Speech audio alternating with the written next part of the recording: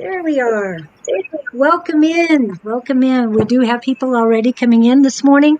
Welcome in, Wade, Katie. I know Michelle's there too. This is Echo Forest.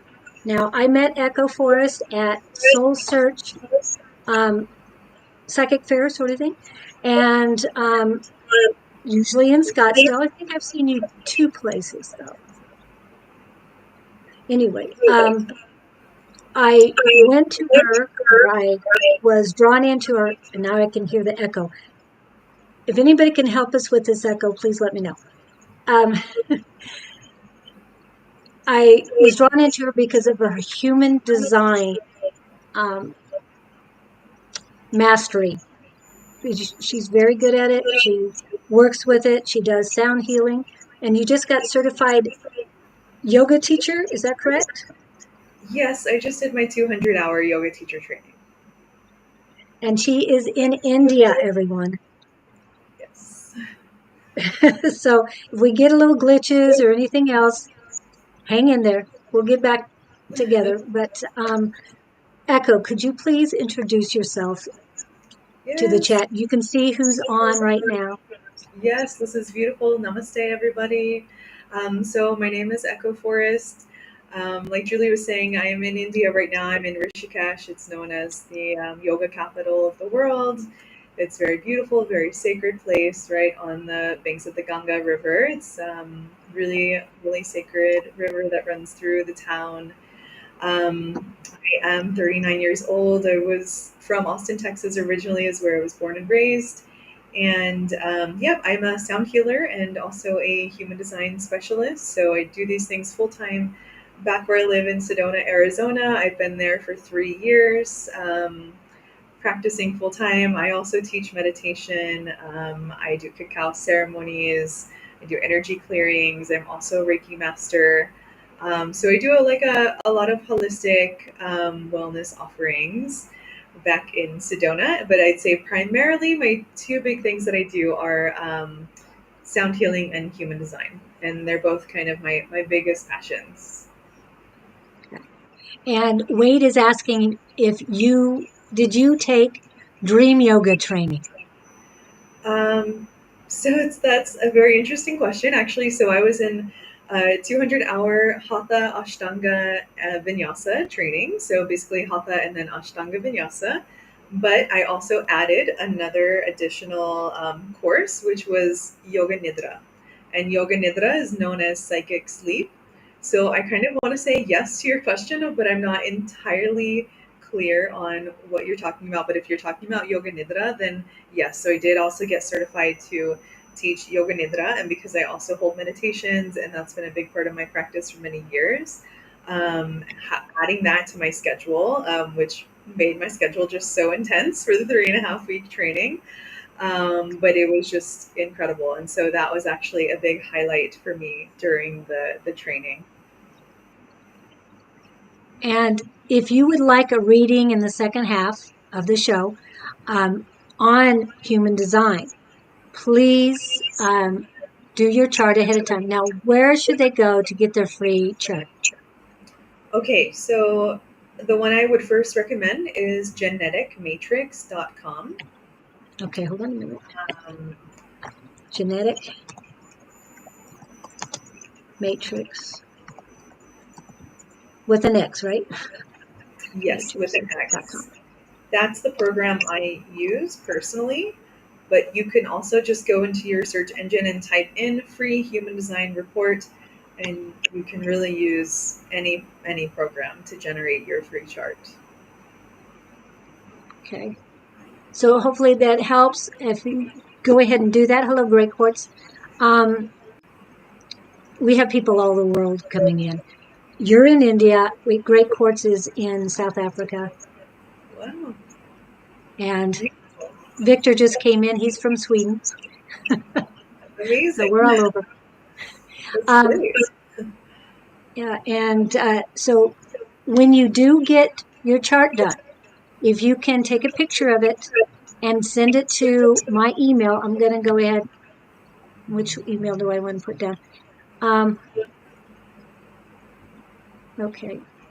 Sorry, that something just popped up and I don't need it. I'm going to have you guys go to Love Riot Warriors. It's easier that way. That way my personal one doesn't get out. And I have a bunch of spam coming in. So, email.com. So I'll put that in there. Go ahead and send it the email there, and I will grab the pictures, download them, and then post them up on Restream. So she'll be able to read it. If you can do that now, it'll save us some time, and we'll be able to get to you. Because if you have it ready, it's gonna it's gonna make life so much easier for us. Okay, and you have an hour to get it done, so you have plenty of time. Let's see. Any other questions? Where's Victor? Victor's in Sweden, Great Courts. He's here. Yeah, Victor always comes in and says, love your dame self. Yeah, here it is. So when they do come in and they have a question, other than I didn't pull up Wade's, I will put it over here so you can see it. And Jess says she is a projector. That sounds familiar, Jess. So much. Okay. And Jess is in Tennessee. Oh, great. And I'll just put near Nashville. And Brenda is in Houston area. Wade is here in the Phoenix area. Yeah, anybody else? I just want to get you to know a little bit about Katie's in Missouri, about who's coming in. So we've got people. Ha ha ha. It's too strong. What's too strong, Great Courts? Okay. All right. So that's what you did with yoga. But you're still there right now. So how did you get to where you're at? I mean, you went to Austin, but you found yoga at age, what was it, 16? Age 16, yes, that was when I found yoga, when yoga found me. That was when I started practicing. And now this was the first class that you took? This was my official? first teacher training that I've done. So yes, I've been practicing for 23 years. My practice has not always been consistent. I've gone long stretches without practicing yoga. Um, it was actually kind of brought on by a yoga studio in Scottsdale. Oh, Actually, after the January Soul Search Psychic Fair, I just randomly stopped into a yoga studio to do yoga before I went back up to Sedona. Um, just happy to share the plug. It's modern yoga, and it was very intense. It was only lightly heated, like heated to 83 to 85 degrees, so not as hot as hot yoga, which is too hot for me, but hot enough to get like a really good sweat in and make the body like really loose. And his style of teaching, it happened to be John Salisbury, who owns the studio. The teaching was amazing. There were 50 to 60 people in the class, very loud music. They use a microphone. And I just felt myself like deepening into my practice again. And in Sedona, we have only two yoga studios, and one of them is a hot yoga studio. So quite limited. And I didn't realize like how much I had been missing access to like good yoga. And so I actually had a 10 class pack through Groupon. It was very affordable. And for about 7 to 8 weeks, I drove 2 hours from Sedona to Scottsdale once a week to do yoga at Modern Yoga.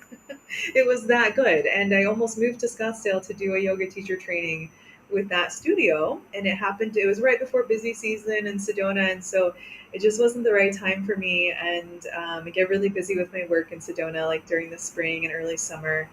But it just kind of sparked that desire to dive deeper into my practice through a yoga teacher training. And that's my first intention, was to just come back to self, dive deeper into my own practice within yoga, and then also to add another tool, at some point start teaching, adding it to like a repertoire for like future retreats that I plan to hold and such. And then I figured, like, why not I always leave in the summer. Last summer, I went to Mount Shasta for 3 months because I don't do the desert in the summer; it's too hot for me. And I figured, why not go to the where yoga originated and like get out of the country and study yoga there, like from the original source. So here I am. And John Salisbury, I wrote his name. Hopefully I spell it right. Um, but what was the name of the studio there in Scottsdale? It's called modern yoga. Modern Yoga. You did say that, but I want to make sure that was the name of the Uh-huh. Modern Yoga. Okay, so that plug in Scottsdale, Arizona.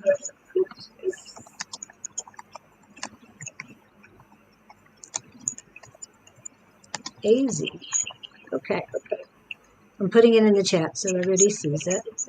And so, Wade, if you want a different place to go, then you're wherever you're doing the dream yoga, Scottsdale. Now, Wade is on the west side. He's in Tolleson area, so Okay. it's a little bit far for you, but it's not as far as it is for her to get to and from Sedona. So Like, good two okay, hours. yeah. But you also studied sound healing, correct? Yeah. Okay. So can you? Yes. Sure. Yeah. So sound healing and Reiki, I began my trainings in both modalities in the fall of 2018, back in Austin, Texas. And I had sat in my very first ayahuasca ceremony at the very beginning of 2017, seeking healing from PTSD. And I dove really, really deep into that path through, sacred plant medicine and ceremony. And it was actually my first sit with grandmother with ayahuasca that led me to study sound healing and to study Reiki. I actually heard these frequencies that would pierce my skull from right to left every time, and it was the most divine crystalline sound I'd ever heard, and very multidimensional. I was seeing it, I was feeling it, I was hearing it. I almost felt like I was it, and it was actually piercing through, cutting through the music in the sound in the room that was playing.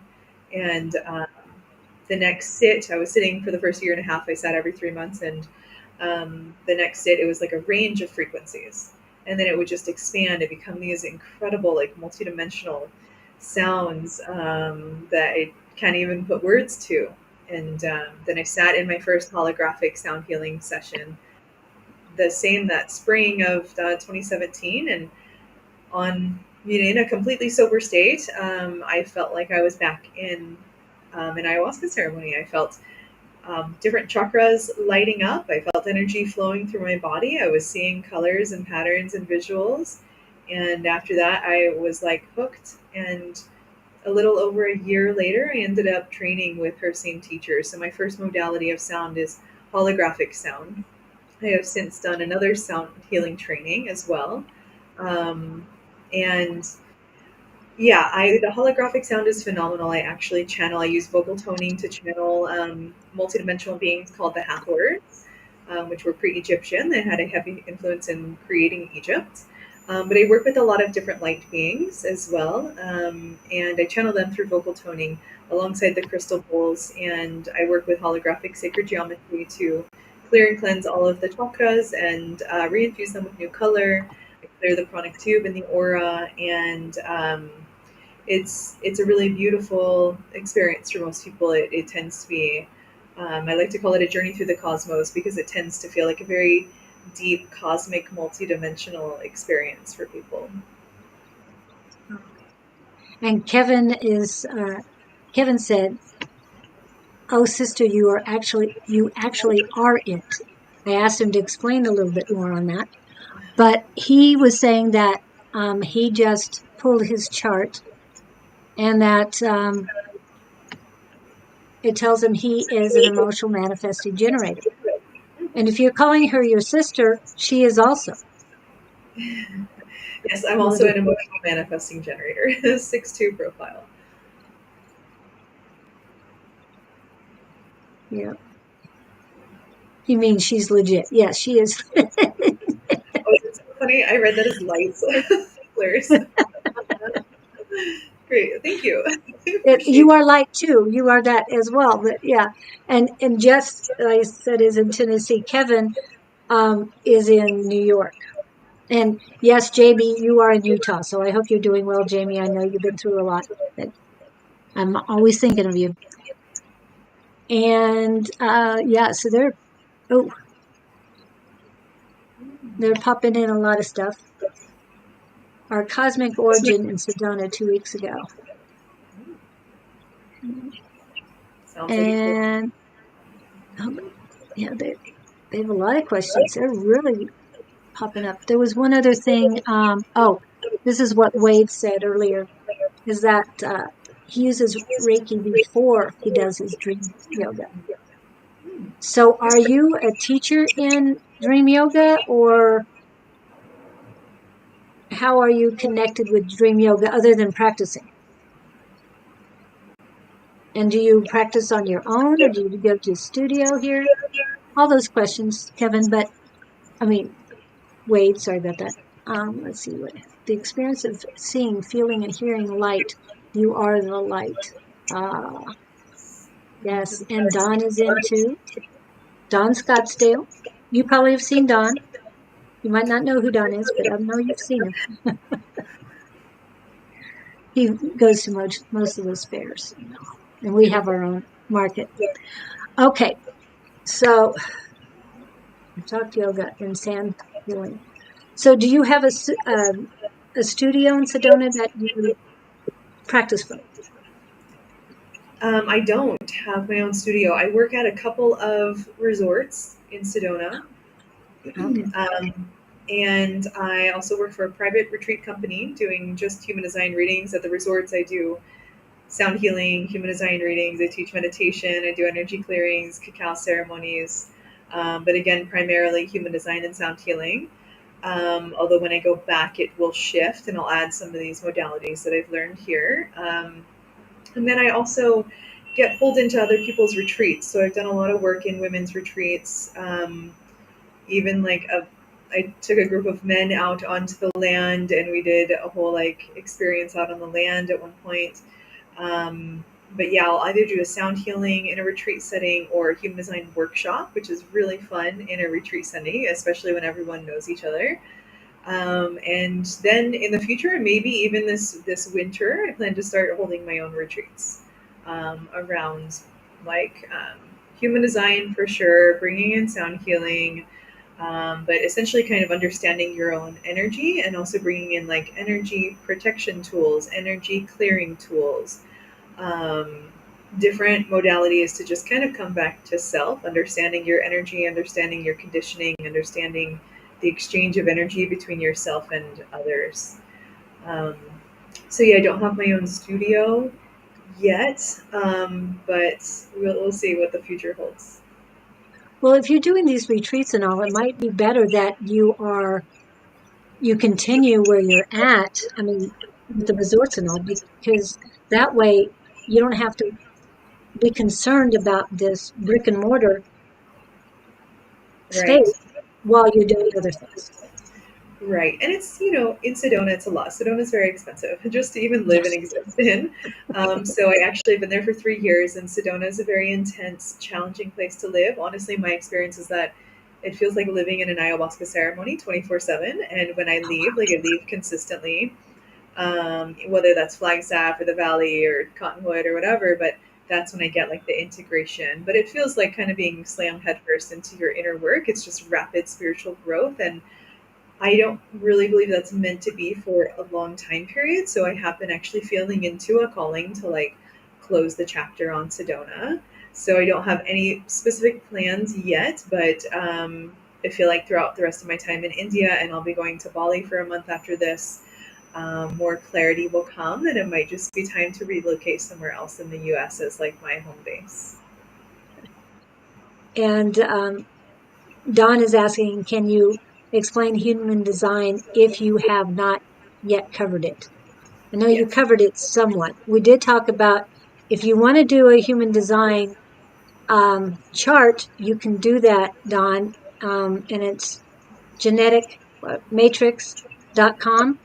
I have it back in the in the chat, so you can look at that. And Kevin's already done his. I don't know if he did his before. I have a feeling it's an older version, which is fine.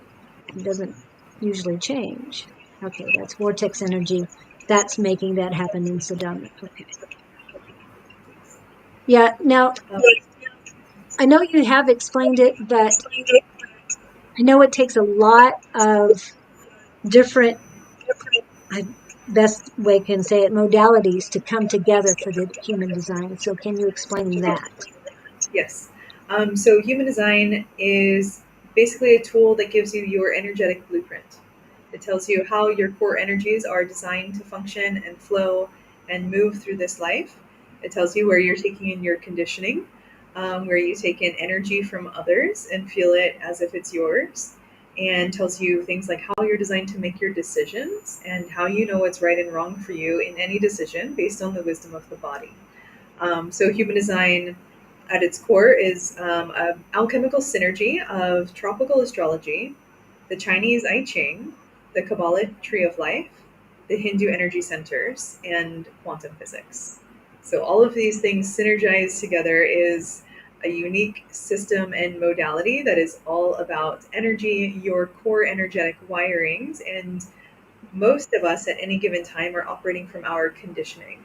And often we don't realize how deeply our conditioning goes, right? And so we're taught to do a certain way, to be, to act, to think, to speak a certain way, right? To move through life in a certain way that is oftentimes not in alignment with how we're energetically wired.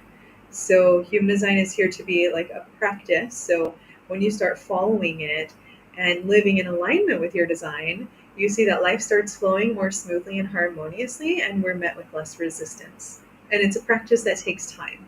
It goes in 7-year cycles. So over time, as we, like everything in life, right? But over time, we start releasing our conditioning and start coming more and more and more into alignment with our true self and our core energetic blueprints. And uh, Jess has a couple questions. I'll go back to her other one. Everyone has gates within them that they can access, correct? Yeah, so there's 64 gates in the human design system. That's going to be all the tiny little numbers that you see inside of the centers. The centers are all the shapes. There's 9 energy centers in the system. So the 64 gates correlate to the 64 hexagrams of the Chinese I Ching. They're also connected to the astrology as well. And so when a gate is defined, meaning it is colored in and it has either a black or a red line coming out of it on the chart, that energy is fixed and consistent and it will show up consistently for you, right? And same with the centers that are colored in. That energy is fixed and consistent and reliable, and same with the channels, which are going to be all the lines in the chart. They're similar to the nadis. They're like pathways of energy flowing through the system. So if it is fully colored in, either red or black, that means that energy shows up consistently. Like it's consistent, you have consistent access to it. Okay. And I don't know if he's making a statement or a question. So does it have to do with DNA upgrades as well? Sure. I mean, I'm I feel like honestly, like the more I dive into human design, like personally, I feel like I get DNA upgrades. And similar, there's another branch that kind of, if anyone is familiar with the gene keys, this was created based on the 60 gates of human design. So you can take your chart and look at all the gates you have defined, and then take the gene keys book and look up. That gate, and it will give you the different frequencies. It'll give you the shadow frequency, the gift frequency, and then the Siddhic frequency as well. All right. And going back to Sedona real quick, because these came in while you were explaining. Sedona seems to be a powerful, energetic area. I have been called to that place for several years, though I don't know why. Well, come and discover, Kevin. It's not like you don't have people out here you can hang out with. So come on out. Even though Echo won't be here for a while. Okay. Is there anywhere in the U.S. that you feel drawn to? Yeah, I was feeling into Portland, Oregon for a while because I really miss Austin and the vibe, the community there, but I don't feel too keen on being in the middle of Texas. And I loved the nature of the Pacific Northwest, but I didn't have anything calling me there, right? So um, as a manifesting generator or generator type, like I'm designed to make my decisions in response to an outside stimulus that comes to me, right? So for me to say, oh, I really want to move to Portland, and then to take action on that, um, it's not going to end well for me if I do that. I can, and that's part of the experiment, but likely there's going to be a lot of frustration, a lot of walls, a lot of anger for me. So right before I left the country, I actually went up to Minneapolis, Minnesota.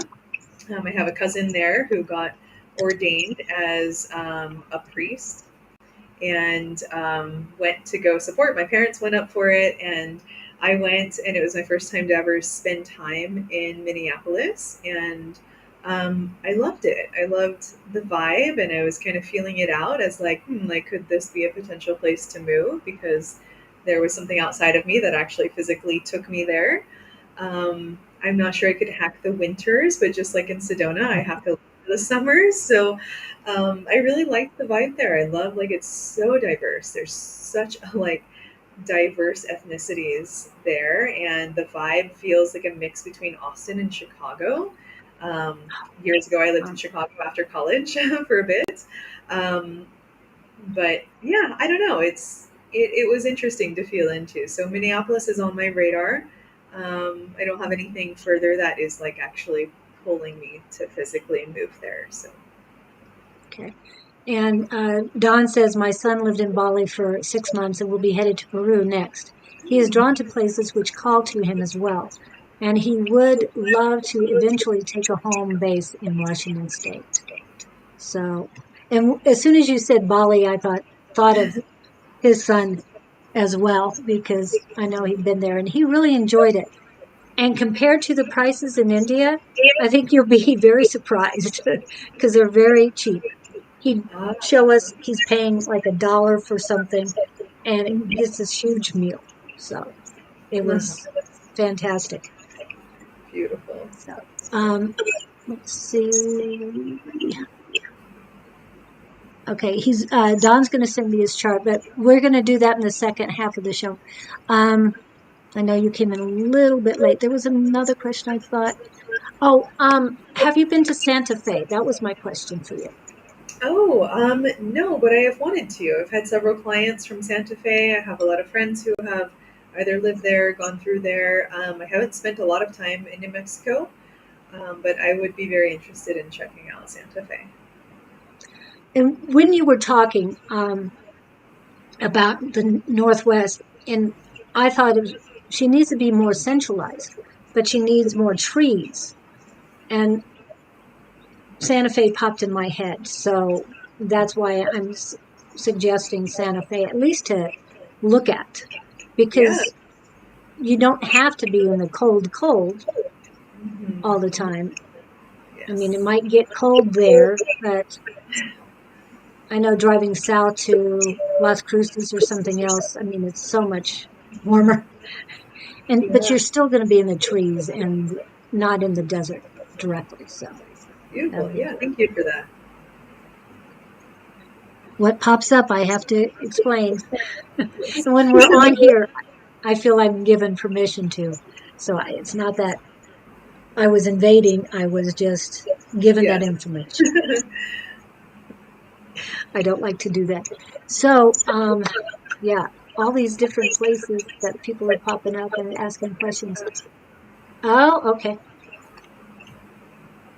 Yes, they're having a Native American annual event, one of the biggest in the world. Don, a friend of mine's going to be there, um, and he's going to be he's an artist there, and he'll be painting a wall with another friend. They're going to do music and painting, and he calls his friend his partner in rhyme, not crime, but rhyme. So hopefully you'll see him there. His name is Jeremy. So yeah, I'll send you information. So if you see him, stop by and tell him I said hello. Okay, is often compared to Sedona. Yes, to me, it's the spiritual capital of New Mexico. I've been there, but only once. It was beautiful, but okay, okay, all right. So I have an email. So, what other questions do you guys have? Let me see. So, we've been back and forth to all of these different subjects. Let's see. And I know there's echo. So if you guys have a way of fixing this echo, let me know, Dawn. Um, release. Okay. So the ceremony, yeah, the ceremony got you into Reiki and sound healing. So how is Reiki working for you these days? Reiki just weaves into everything that I do. I also took last year, I tend to do at least one big training a year. So last year I took a year long Reiki training, even though I was attuned to the master level in Usui Reiki at the beginning of 2019. I took a year long program with a woman in Canada. Her name is Priscilla Campos. She's known as the Atlantean Priestess. She teaches from Golden Atlantis and has a year long program. It's called Cosmic Conscious Reiki. So she attunes to Usui Reiki as well. It's kind of just like the foundation, the original form of Reiki. And then she works with a lot of galactic energy. So it's just totally my vibe, right? Totally my speed. And so we worked with a lot of different healing tools from the Pleiadians, from the Arcturians, from the Sirians, the Orions. I learned a lot about different galactic starseed roots of mine. Specifically, Mintaka is a big one that came through, which is a fully water world. It's one of the stars in Orion's belt. So I have a really deep connection with water and mermaid energy. And half my whole life, I grew up actually on a lake just outside of Austin, Texas, Lake Travis. So um, always in the water my whole life. And the Cosmic Conscious Reiki is just phenomenal. And so I practice Reiki on myself every day. It's just kind of woven into the sound healing as well. Some of these practices I was incorporating into my sessions before I left Sedona. Um, and yeah, sometimes I do vibrational therapy sessions, which is what I actually offer at the psychic fairs in addition to human design. So that's where I have just it's one-on-one session. I have the client on a massage table, and I work with Himalayan metal bowls that are placed on the body and struck. So you're really feeling the vibrations deep in the body.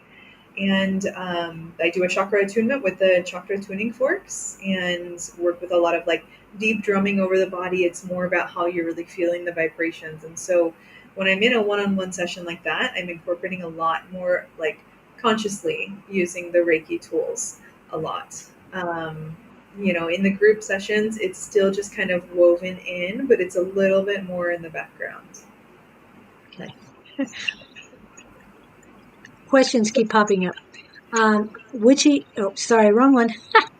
This one I was trying to get up. What is the modality which calls you the most? How did you find your way to metaphysics? Yeah, excellent question. Yeah, I mean, the holographic sound healing is what I do the most. I've done it at a lot of festivals. Actually, I held also four sessions at Burning Man last year, and we had a really high vibe sound camp and sound healing every day. But that one is just really powerful and really profound. And like, I'll have clients who have had a lot of sound healing before, and they come and they just have a very profound experience. And there's just something to be said for the modality of holographic sound healing and the specifics of it. And it is so multidimensional, and it's so powerful. And so I think that's maybe my preferred modality. Um, and it's also just so fun. I feel like I kind of tend to enter into an altered state myself in just like holding the container of that space. And it's just so beautiful to hear like people's experiences in that session. And working at the resorts, I have a lot of clients who have never experienced sound healing. I'd say at least 80% of them. And so it's really interesting to introduce them, and it's an interesting setting. I feel like it's actually kind of time to expand further out of that setting, because sometimes I think the energy can be a little bit too much for people who are not yet like, spiritually open or attuned in a certain way. But yeah, it's unique, it's fun, it's beautiful, it's very galactic and multidimensional.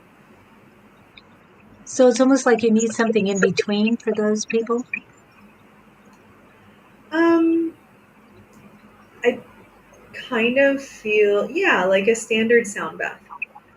Okay. Um, would be a little bit different. Like not as intense. Like I've had some people who, like I've not trained in Kundalini awakenings, but from my perspective of watching them, it almost looks like they're having some type of Kundalini awakening. Like some people, like it's very common for the body to be twitching during a sound healing or Reiki session. That's just energy flowing and coursing, and moving. But some people are just like jolting, like almost like they look like they're having a seizure on the floor sometimes. And often it's common for people to feel like they're in a medicine ceremony, like come out and be like, wow, I just feel like I took a bunch of mushrooms, like, or some type of psychedelics, and that was my experience as well, right? Feeling like I was back in an ayahuasca ceremony. So, um, yeah, it's a very deep and profound experience. And for some people, they just fall asleep, right? And for some people, it's a lighter experience. It all depends on like where someone is at, and how much their energy and soul is ready to like open in the experience. And it's funny you talked about ayahuasca ceremony because my question from Kevin is, did you ever dabble with psychedelics prior to ayahuasca? A little bit. There was maybe, I think, 3 occasions where I had taken psilocybin mushrooms, more in like a festival setting, a river float on someone's birthday. But I had at the time what I considered very negative experiences. I'd say maybe there were 4 or 5, I'd say, psychedelic experiences, but I didn't understand that energy, and I didn't understand what was happening and what was really happening. And often when people say like, oh, I had a bad trip or something like that, is like, psilocybin is actually chemically very similar to ayahuasca. And so what's happening is like our shadows are surfacing, and healing is taking place. But if we're not in the right container, we're not in the right mindset going in, we don't have like an intention we've set, we're around a bunch of strangers and maybe people who are consuming things like alcohol, which are like, really not very beneficial for the system. Like it can be really difficult. If you like, I didn't really understand what was happening. I felt like, oh my God, I just spent 12 hours like in a very self deprecating state and like very self critical and self judgmental, but it was like shadows that were surfacing to be healed. But I had no idea that that is what was happening. So after I started working with ayahuasca and its ceremony, then I started working with other psychedelics in the same way. And even if like I love the festival scene. The festival scene, especially in Arizona, is amazing. The regional burn there is amazing.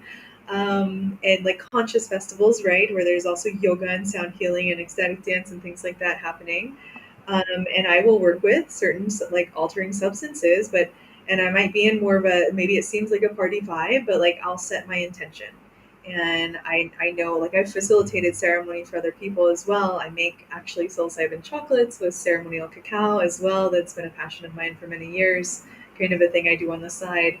But I know how to hold myself, and I know when something is coming up and I need to go lie down and cover my eyes and listen to spiritual music and just like process whatever is like coming up for me to like process and heal. And when I move through that, then it's like, oh, okay, let's go dance, right? Because dancing also is like movement, right? Ecstatic dance, we're moving the body, we're moving energy, we're moving emotions through the body, right? So it's like healing can take place in so many different ways, in so many different forms, and so much of it comes down to like awareness and intention, you know. Okay, I'm going to follow up. Onessa, welcome in. I'd love to talk to you. What we're doing today is human design and other things, but human design in the second half of this interview. And in order to do that, you would have to do a chart on geneticmatrix.com or any other free human design website. Do a chart and you send it to loveriotwarriors@gmail.com, and we'll put that up and do a message from that. So we can do it, but we would have to do that through the charts. And Don, if you're still on, didn't answer, but I didn't receive it on my regular email. So if you can send that again, I appreciate it. Okay, back to Kevin. I went to Burning Man in 2007 and had a life path reading. I noted in my journal when I came back to that journal a few years back that reading all made sense and was a mind-blowing revelation. The magical is the land or the people? Both. I would say both. Yeah, I agree. Burning Man I've is never been, so I'll let me say. Okay, I'm checking to see if I received the email. Oh, maybe I have it in here. No, still don't have it in my regular one. Okay. Hello, Rachel. Welcome in. Rachel is from Scotland. So more people all over the world. Okay. So what was your experience? I understand the ceremonies and stuff. So are you planning on going back to Burning Man? Are you planning on that? Yeah, not this year. I'll still be in India. Burning, I've been twice. I went in 2020. Wait, no, what was it? It was 2022. Yes, it was the first year I lived in Sedona. So in 2022 and then 2024. So Burning Man to me feels like an every other year type of event currently. Like last year, I was so gung ho and like, yes, I'm going back. If anyone's going this year, Soundgarden is amazing. I camped with them last year. Very high vibe, high frequency DJs and beautiful dance floor, and it's prime placement, like right on. Well, last year was like right on two and G. So we're just looking right out at Playa. It was so great. But it's a big investment. It's a big undertaking. It's a big, very intense experience. And personally, I started going to regional burns in Texas in 2018. And regional burns take place all over the world, and they're connected to the org, and they're based on the same 10 or 11 principles if you're in Arizona. And they're just smaller. They're like usually about, I think, 1,200 people on average. In Austin, there was one that had 3,500, and they also had Texas has like 4 or 5 regional burns, so you can be burning all year long. But there was one that had 400 people, right? So you're getting these different experiences of like having the same system, the same like agreements in place, right? The same principles, but in a smaller setting where it feels a bit more manageable than like 80,000 people, right? It's more easier to like, for me, I'm like a social butterfly in these spaces, and like it's easier to like hop around and like pop into all the different camps and like get to know many different people. Um, so yeah, if you're not ready for like that big experience, or it's like too much of a financial investment, like finding the regional burn near you or in your state or your country might be a good alternative. Wow. And you said they have one in Arizona. Yep, When it's does called. that usually? We've tried that already, Don. Yeah, we've done the echo cancellation. You did have echo cancellation on, right? Yes. Okay. I'm going to go back to mine and make sure mine is off. Yeah, mine's off too. I mean, my echo cancellation is on. See your chart. Okay. Still working on receiving charts. So has anybody else sent me their chart? Because if you have, I haven't received any, and I'd love to get them in. We're going to be starting soon. Okay. And so you just one more check. So on your settings, it is highlighted, right? It's blued out It's on blue. your, okay, good. Let's see, I'll just, yep, echo cancellation is blue Okay, and noise suppression as well. okay. Yeah, so we did. Okay, I'll check that one. Thank you. So I've got Kevin and I've got Jess. All right. And I will be pulling that up to. All right. So what other questions do we have here? I'm bouncing around to so many things that it's been fun. Oh, here we go. What did you have? Kevin, I just saw what you put in there. Oh, there he is. I can't with lamplighters. I wanted to be right in the maw of it, middle of it, I guess. But I think it's something one graduates from and only needs a maintenance dose now and again. Yeah, that's so cool. I actually wanted to volunteer with the lamplighters and like light the lamps one night, but I didn't make it to it. So there's really kind of no point in planning things at Burning Man for the most part. But yeah, I know some people who go every single year, you know, and for like decades, right? There are those like really dedicated burners. Um, but yeah, it all just depends also on like what you're looking for, and you know, everyone has different intentions for being there as well, different experiences they're there to have. But yeah, I'm a big proponent of the regional burns because they're just so much more manageable and smaller and more intimate. Um, yeah. And is the energy from the people, I know the land has energy too, but at Burning Man, is it overwhelming to you? Oh, there's definitely overwhelming times for sure. I my first year I went with a burner group from Phoenix, and the guy who runs it, his name is Ian, and he has two art cars. So one is it's Mojop, it's Movement of Jaw People. So it's this two-story art car that's like Rastafarian themed, and they play reggae music. And there's a big lion face on the front with a tongue that you can sit on. But that was a really fun experience to be on the second story of um, an art car where we're driving all around Playa because, mind you, it's like 2 miles from one end to the other. So that's a long bike ride, or an even longer walk as well in the desert, right? And yeah, that I felt like was really nice to be able to have some separation between myself and like the sea of like utter chaos of 80,000 people. And I also felt a lot of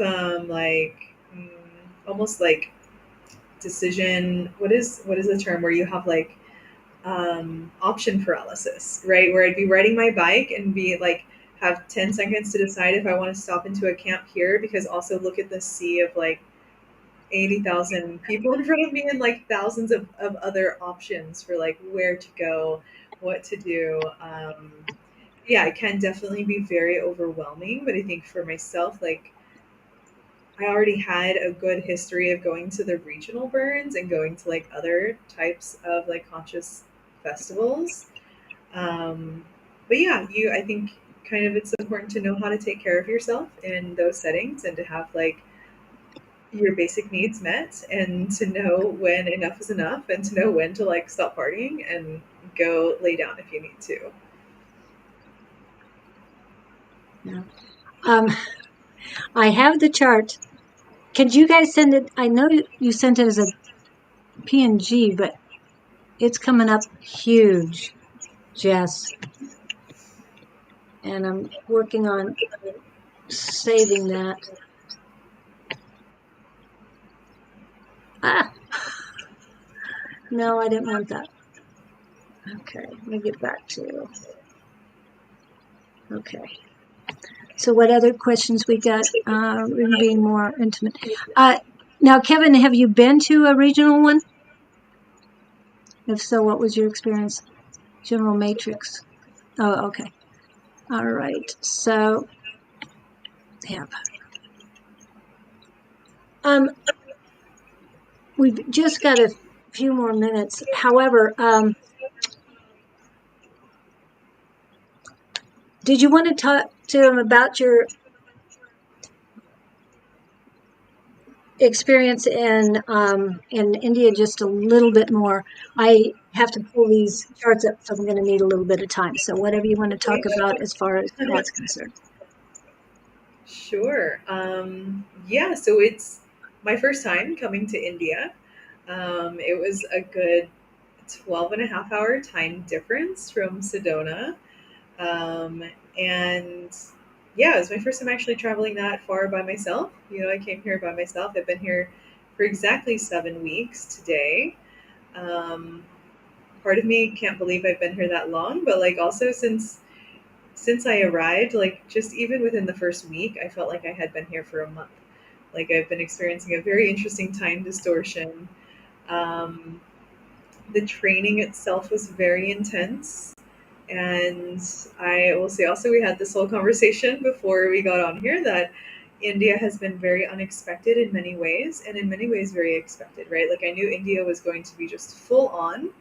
I am also a very sensitive being, very sensitive to energies, very sensitive to like stimulation, noise, light, sounds, like certain people's energies, right? Although also being able to like go to Burning Man and have those experiences, like I know I can handle a lot, right? And other things in my past as well, like I can handle a lot. But I just knew India was going to be like full on. And mind you, I've only been in Rishikesh, so Rishikesh is like a little spiritual hub and kind of bubble, but yes, everything is very loud here. There's lots of honking and beeping. There's the roadways are just very chaotic. Um, on my first scooter ride, I thought I was going to die like every 5 seconds. And after I got the first one under my belt, and the next one was like easy peasy and a piece of cake. Like as long as I'm riding with someone who's Indian, like I feel like I trust their driving skills. Like I feel like I mean, and I haven't yet been to Bali, right? I'll be going next month, but I feel like Indians are the best drivers in the world. The way they navigate very narrow streets and come very, very, very close with inches of like hitting things and people and animals. There are cows and dogs everywhere, and I personally have a very strong affinity for cows. I was actually a vegan for almost 14 years. Not anymore, but I was, and I was an activist for like all of my 20s. But yeah, the cows are one of my favorite things in India. And so I primed myself. I watched a ton of YouTube videos and I spent a good amount of time like I was watching videos about all the slums in India because I wanted to find the most shocking thing to see before coming and experiencing it in person. And so yeah, and even that was like I was still always struck by like how kind and friendly the people seemed in those videos. But um, yeah, the chaos of it, the loudness, the certain smells, certain sounds, all of that I was anticipating. And yeah, we were having this whole chat beforehand. Like the thing that I was not expecting was to fall in love with a person. I felt that I would fall in love with India for sure. Kind of part of me was like, am I going to come back from India? I'm not sure. We'll see. But yeah, ended up meeting someone my very first night in town unexpectedly, who lives here and owns a cafe here on the other side of the river, and very quickly fell in love and had this almost 7 week whirlwind romance that happened here. And yeah, then also went through very intense heartbreak, unfortunately, starting a couple days ago. So I told her, I was like, I'm not sure where my energy is, but I know I can still like show up and do this interview, and feels good to like step back into work. But yeah, I didn't expect to fall in love and then experience heartbreak in India. But ultimately, I tend to see everything through certain spiritual lenses, and seeing like the bigger picture and seeing how like incredible and beautiful the soul connection and the heart connection was with this man, but like also seeing the differences the places where we weren't meeting each other and weren't aligning, and um, seeing also that it was kind of like pulling me off track in terms of what I wanted to experience here. So after the training, I thought, of course, I would stay. I was planning actually to stay in Rishikesh the whole time, maybe go to Dharamshala. It's going to be too rainy up there though, and I thought I would just like stay and see what happens, and also stay at like an ashram. Like I really wanted an ashram experience, to do karma yoga for a couple of weeks and just be in an ashram setting and dive deeper into my spiritual practices, dive deeper into the spiritual practices here, learning more, expanding more, connecting with the land.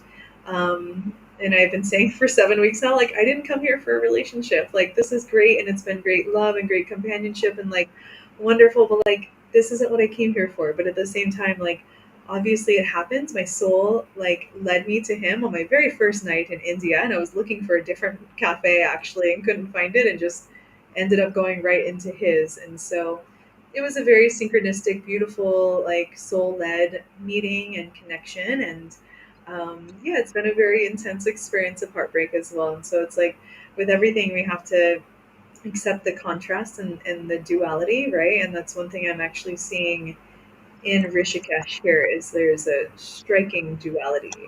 There's like such incredible light and spirituality, and then there's like a density here and a darkness here, and there's like the tourist industry and the yoga industry, like of all the yoga schools, and there's interesting like duality within the idea of like the spirituality is just so deeply embedded, right? Like everyone is doing their sadhanas, going to the temples, doing pujas, and the Ganga Arti. There are blessings for the Ganga, like on the river in many different places. Every single evening, it's like a blessing and ceremony for this sacred water.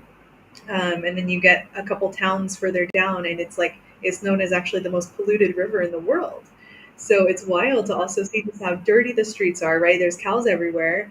Some of them belong to people, some of them don't. And of course, I love interacting with cows. They're lovely beings, but then they're also like, pooping and peeing all over the place, and same with the dogs. So you have the very dirty streets, but you go into any temple and it is like pristine and so clean. And I know also with the yoga schools, like, people buy Google reviews. You can buy a Google review for 100 rupees, someone told me, which is just a little over $1 US.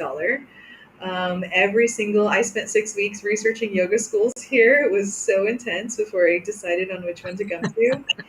Every single school says that they are the best yoga school in Rishikesh. Like, it's just there are some interesting practices that happen that don't feel like fully in alignment. And so, that's how it's going to be everywhere. But I think in these spiritual hubs, like I see it a lot in Sedona too, the duality is like magnified. And we live in a dualistic world, right? So that's just part of it. And so, the relationship too, it's like accepting and embracing and just surrendering to the whole experience of like falling in love and having this beautiful experience with someone, to then also like experiencing the pain and the depth of like heartbreak and loneliness, and then also just coming to more of the silver lining and the awareness of like, oh, okay, now I'm shifting my focus, and now I'm recognizing like what I wanted to come here for, right? And now I'm making plans to leave Rishikesh and to go visit other parts of the country, and either stay at an ashram or a really beautiful eco village that is based on bhakti yoga and kirtan. So yeah, it's been very unexpected in many ways, and also a lot of things were exactly what I expected of India. Great. And and you've got Bali in a oh finally. Sorry, they finally came through, so Don's did. I have Jess's already, but usually I take a minute, at least a minute or 2 minute break. Do you need a break or are you ready to read? Sure, I think like 1 or 2 minutes would be good. Okay, let me go ahead and do that while I'm working on this. Here we go.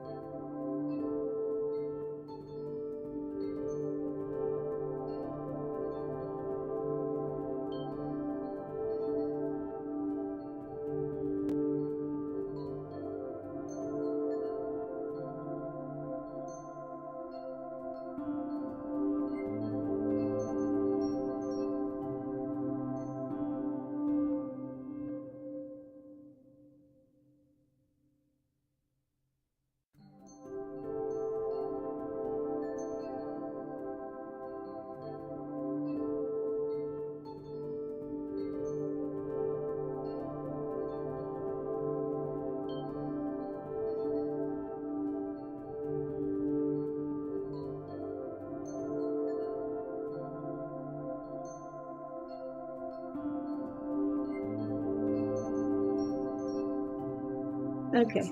There we go. Sorry, a little over the time. Still working on that. And Kevin has, I'm going to pull these up because they're a little larger. What I do. I admire your resilience in the wake of love's heartbreak. I believe I have had that very same experience. You don't need me to tell you, but you are the correct mindset, the most important thing. Love that, Kevin. Thank you. And Kevin does, we do have a Tuesday night class, and Kevin does come every once in a while to our Tuesday night class. Our Tuesday night class, Echo, is on Zoom. So we just practice, and it's not really a class, it's just practice sessions. Is your path, and you are there, you will be fine. Focus inward, it heals. Thank you, Kevin. And Kevin has been online as well. He did readings on a Sunday.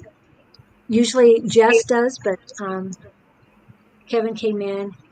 Oh, I already pulled that up. Okay. So I've got Jess. Okay. She's so excited. I'm going to move me over and get her chart. This is Jess's chart. Okay. I don't know if you can read it. It's pretty small. Dang it. I probably should. Yeah. I'm going to forward the email to you as well. That way you can see it and everyone can see it offline. I made the screens full screen so I can see it better. Okay, good. I'm glad you made full screens. Okay. Yeah, this is a different program, yes? This is, okay, but it's good, it's fine. Okay.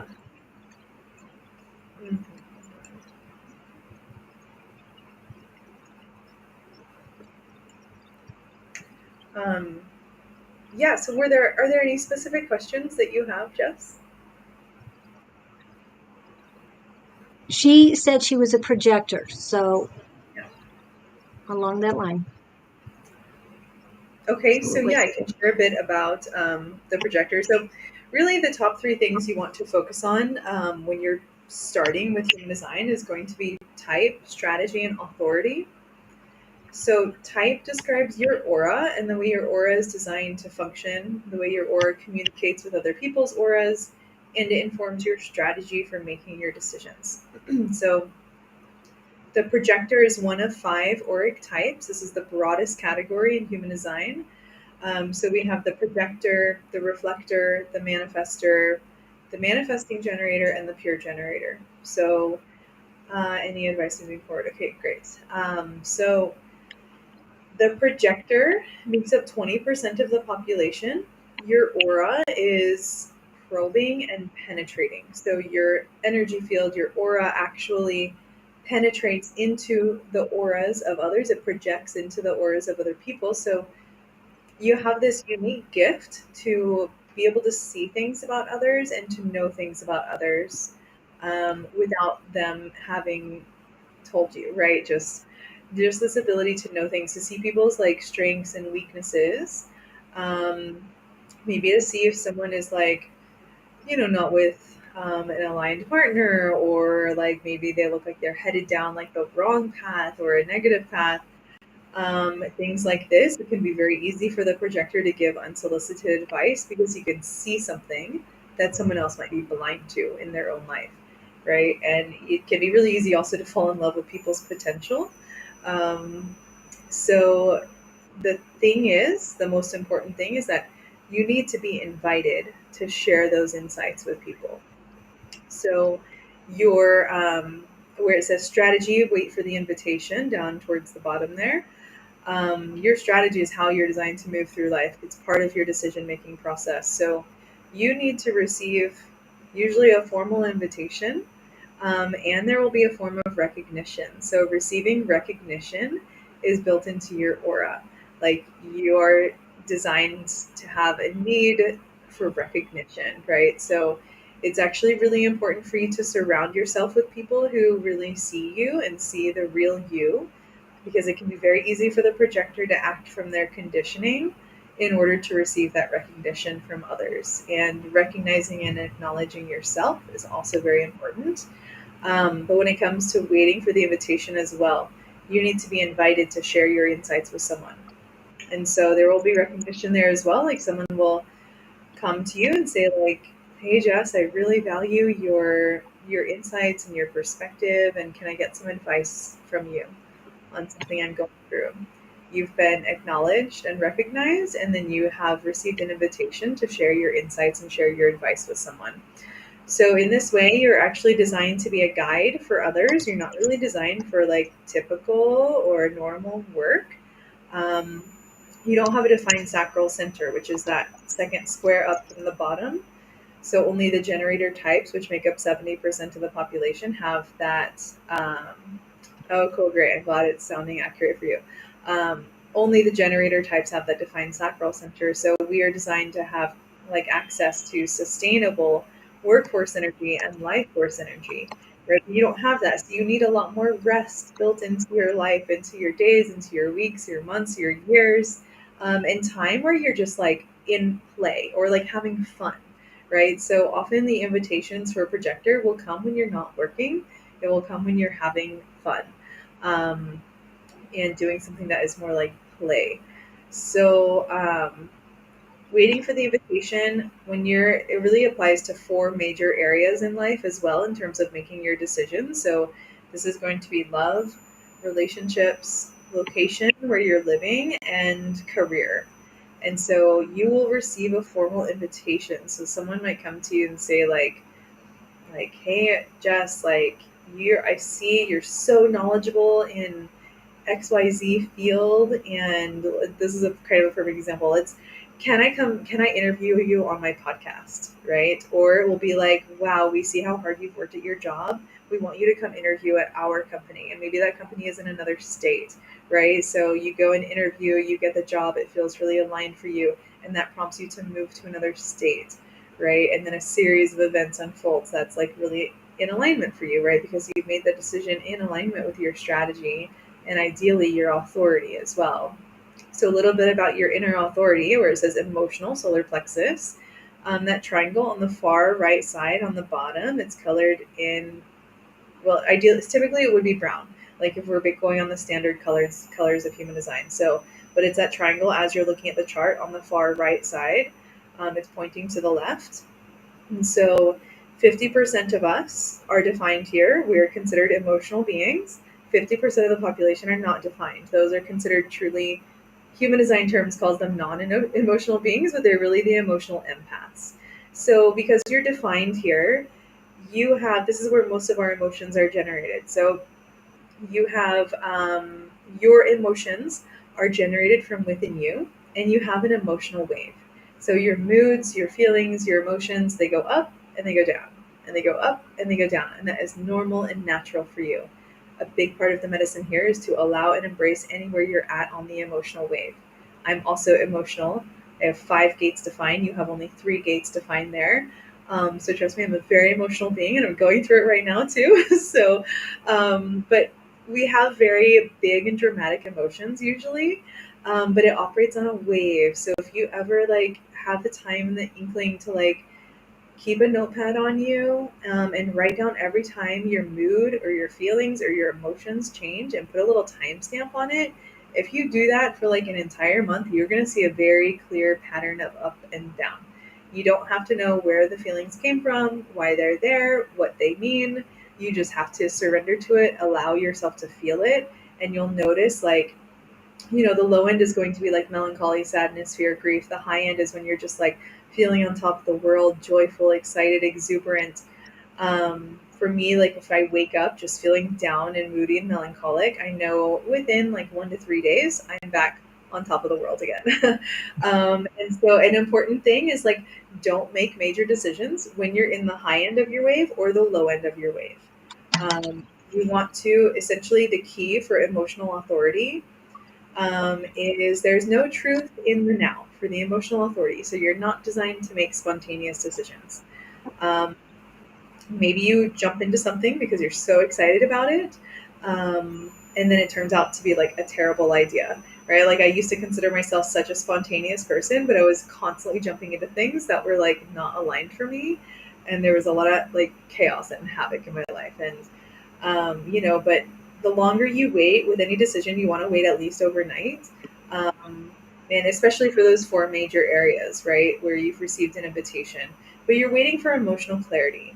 And so emotional clarity comes with time, but our nervous system is also there in the emotional center. So the nervous system and the emotions are directly connected. So when you get to emotional clarity, you'll essentially like that invitation to like for the job or whatever will come in and you'll ride out your entire emotional wave. You'll go up about it and you'll go down about it. And then you'll come to like that harmony, that balance, that stillness, which feels like calmness and stillness in the nervous system. And so, one thing that human design tells us is we're not designed to use our minds to make our decisions, but we're constantly conditioned, right? To like just really think about it, really put some thought to it, really think things through, right? And you're defined in the head and ajna at the top, which make up the mind. So, you might be very inclined to make mental decisions. The mind can be an excellent supportive tool for your decision making process. So, let's say you got this job interview, they loved you, you loved them. um, you're on the fence about it because it means moving to the other side of the country. Okay, but what one thing you can do is you can like close your eyes and use your imagination and the mind to mentally say, okay, I'm going to say yes and I'm going to move to the other side of the country. And what does this look like? What does this feel like when you imagine yourself packing up your whole house, maybe getting rid of things, moving across the country, getting a new place, starting this new job? Mentally saying yes and imagining that scenario, notice how the body responds. Notice how the nervous system responds. Does the nervous system get like really agitated and really on edge? Or does the nervous system, it's like just calm down, like all the inner water is coming to a place of stillness and calm. So that's a trick. Like that's kind of a hack that I tuned into a couple years ago, about 3 years ago actually. With the emotional authority around a particular decision I was making. And one thing again, I just want to highlight is that like human design is here for you to experiment with. Like maybe like you're not designed to initiate things. Actually, only the manifestors, which make up 9% of the population, they're the only type designed to initiate something from an internal like creative flow. The rest of us have to respond to something in our outside environment, like an outside stimulus. Um, so the thing is, this is here for you to experiment with. Like maybe there is something you want to initiate. Great, go out and initiate it if you want to, but step back and become the neutral witness and just observe and watch how it plays out. For you, your overall not self theme, which is will come up when we're in our conditioning and not living in alignment with our design. For the projector, it's bitterness. And I like to equate this with resentment, right? So anytime you feel really bitter or resentful around a particular experience or decision in life, that's a chance to reflect back on, okay, where did I not follow my strategy and authority? Maybe I'm trying to force and push and make something happen. Or maybe I jumped into something too soon. I didn't write out my emotional wave. Or maybe like my emotions were really, my nervous system was really ungrounded and uncalm, but because my mind told me this was a good idea, I said yes to it anyways. Or like if you give that unsolicited advice without having received the invitation first, it's going to leave you feeling bitter and resentful as well because you can see what's happening in someone else's life and they're not wanting to listen to you. And then they do stumble and fall and make some mistakes, right? But for them, that was meant to happen, maybe, right? Maybe that's what their soul was calling for. So I'll leave it at that. I know that was a lot, but I'll just leave it there for now so we can maybe move to someone else. Yeah, I'm going to pull that up. Oops. Yeah, I have my my mic on. Just reiterating that we can take another chart if they send it to me. The next one we have, let me get rid of this one. The next one we have is Kevin. Okay, This covers all of us. So, great. okay. Okay, so Kevin is a 5-1 emotional manifesting generator. Um, Great. So the manifesting generators, we're kind of like a hybrid type. Um, we have the pure generator, and we have the manifester. By and large, you are a generator type because you have the sacral center defined. So that's the red square in the body graph, sinking up from the bottom. So only the generator types have that center defined, right? So we're designed as like the builders of the earth. We're like the worker bees of the world. We're designed for that like hands-on work. Like I was telling Julie before we started, like I could be so dead tired, um, and maybe I still have like 3 hours of a project to work on, or have a 3 hour drive ahead of me. I can still like generate the energy to put forth to it. Even if I feel like, oh my God, I'm going to pass out, I'm so tired, I can still draw on that energy within me to do whatever I need to do. Um, so you have that as well. So by and large, you're a generator type, so you function as a generator, but you have a little bit of manifestor energy like sprinkled in there. So your throat is connected to the sacral center. I don't think you can see my mouse, but it's a black line that goes from gate 20 in the throat to gate 34 in the sacral center. So the throat is connected to one of the motor centers, so that's what brings in the manifestor energy. Um, this is the archetype. It's the channel of charisma. It's the archetype of the manifesting generator. I also have this in my chart. So we'll call it Manny Gen for short. So the Manny Gens, we're designed to multitask. We're designed to be busy. Like your energy needs to be busy. Like you need to kind of constantly be doing things. Um, and you're designed to be like a jack of all trades. So whereas the pure generator, they're designed for like single pointed focus, and they're designed for expertise over time. Like the pure generator is designed to focus on one thing, maybe have the one career for like 30, 40, 50 years and become an expert in that field. You are not designed to do that. Like you need to have multiple different like projects on your plate at any given time, multiple different types of work, multiple different places where your energy is flowing, right? So for me, I have like the sound healing, the human design, the other holistic like classes and offerings that I have. And I have multiple different places that I share them and multiple different ways that I share them as well. So we need that variety. If you're doing just one thing, you're going to be out of balance. It's going to lead to like your not self theme is um, frustration and anger. So by and large, frustration from the being a generator type, and anger then comes from the manifestor energy. I'm surprised that's not listed here. I guess they're doing it differently on the free version.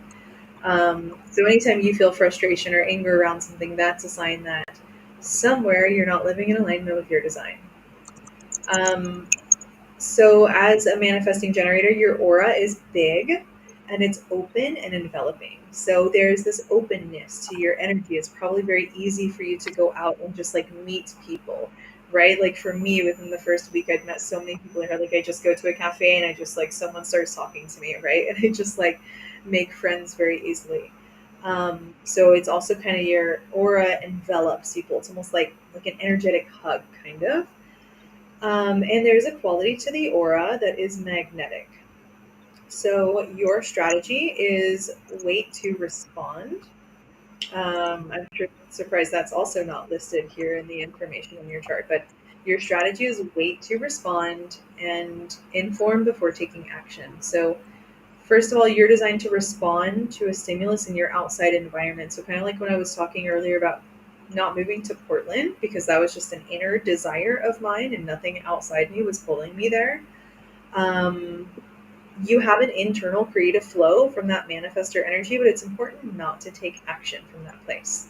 Like when you want to like manifest in terms of new age manifesting, like call something forth into your life, you can set your idea, set your intention, start speaking about it and sharing with people since your throat is defined, and wait. Wait for something to show up in your outer environment for you to respond to.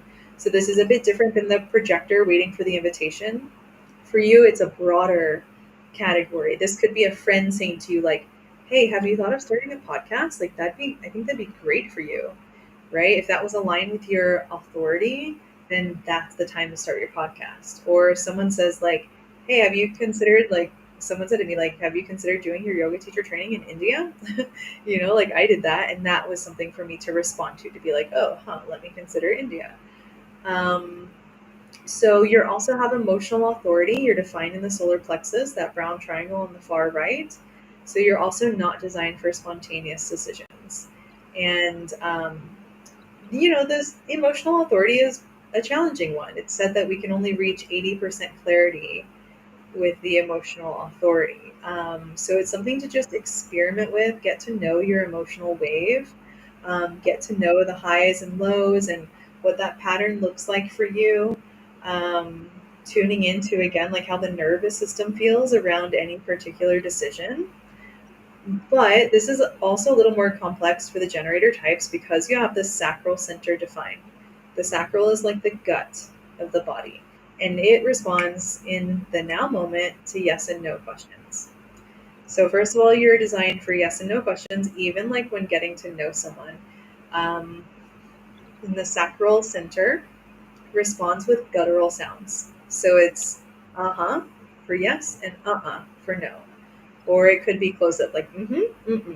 Uh-huh. So like if I were to ask you a series of yes and no questions, very simple ones, and have you erase the words yes and no from your vocabulary and you're just responding with those guttural sounds, it's going to come very quickly. And now moment. The sacral is like now moment responding, right? So when someone suggests to you like, hey, have you thought of starting a podcast, or have you thought of heard, or have you considered like um, traveling to Switzerland or something, your sacral center will immediately either say or right? And so you'll get that immediate response in the sacral, in the gut of the body. Over time, you'll start to actually feel it. Like there's a nonverbal response, like if someone sends you a text message inviting you to dinner. Maybe you get a nonverbal response. To me, a sacral nonverbal yes feels like expansion, like within my body, and a sacral no feels like constriction within my body. So, again, experimenting with this is key. But you'll get that immediate sacral response, and you still want to wait and write out this wave, right? So, I had someone a couple years ago invite me to speak on like an online interview thing about human design. And she had a reading with me and she just loved my work. She was like just a big cheerleader for me. And when she invited me, I was like, wow, that feels like so exciting. That feels super aligned in this moment. But let me feel into it for a couple of days and then confirm with you. Right. So it's like, let me just take a couple days to write out my emotional wave and make sure it's still a yes. Oftentimes, it will be the same answer that you get from your first sacral response, but also maybe you were just in the high end of your wave and that overrode the sacral response. So, again, just the key is not making spontaneous decisions and just waiting over time to make your decisions. So I can't see, this picture is taking up the whole screen for me, so I can't see if there's any other questions like coming up around this for Kevin. Not a whole lot. Let's see. Okay. That's true of me. That's Okay. what Great. Kevin says. Okay. Great. So do you have any questions for her, Kevin?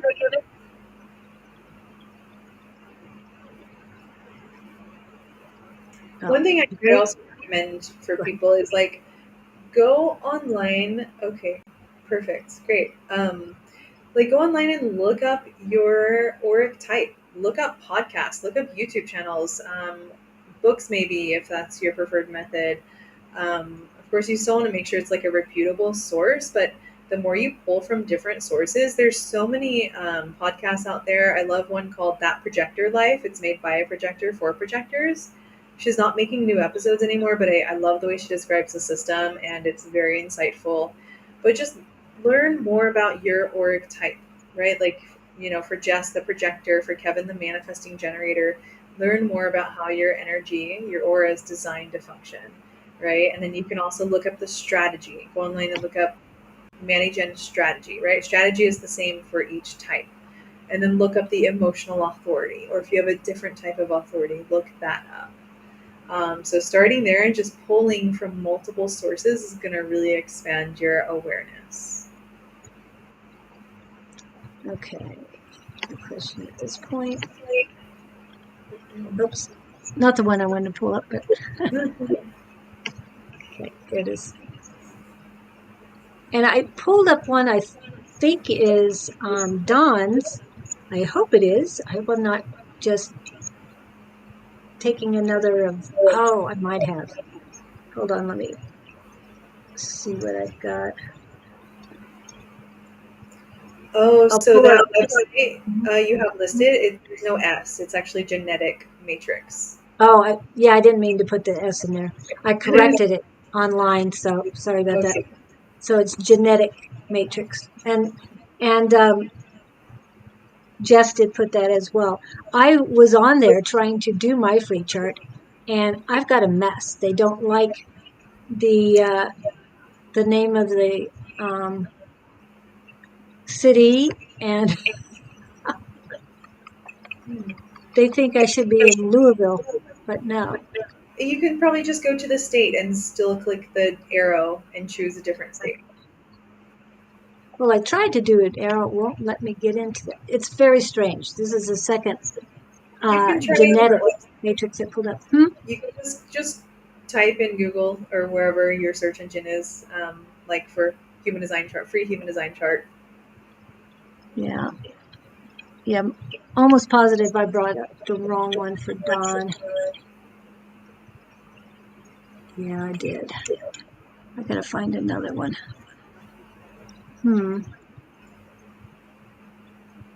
Oh, you're having problems too? So just try, Katie, try and go ahead and do the Google search and find the right one. Yeah, I thought I changed your dang it. I thought I got the right one for you, Dawn, but it doesn't look like I did. Because I think I did get it. I really enjoy the De Luna Human Design podcast. Oh, okay. So thanks for that. I'll pull that up. For the city, just type in a few letters. When I did, it pulled up West Louisville or Louisville. Mine is St. Louis. I put the ST in first and they didn't get it. Oh, they went to St. Cloud. Try spelling out Saint. Oh, okay. Louis, Thank yeah. you. I didn't think of that. I'm with you there, and I think, Don, I got the wrong one for you. I'm going to pull yours up one more time, see if I can save it. Yeah, one more time. So, yeah, Don's came out as, oh, okay. All right. Now I can see the difference. Okay, let me see which one I pulled up. Because you got 15 and I did 13, so. Okay, I got it under a JPEG. I'm trying to change his PDF into a picture so it pulls up. Okay, let me see if I can, because I pulled up Kevin's for Don's. That's not going to work. Okay, get this down. Pull up one more thing. So we've talked about projector and emotional manifestor generators. What is the largest type? The one with the most people in it? Is that the manifestor generator? Or is that? No, the pure generator is 37%. The manifesting generator is 33%. Projectors 20%. Manifestor 9%. Reflectors are 1%.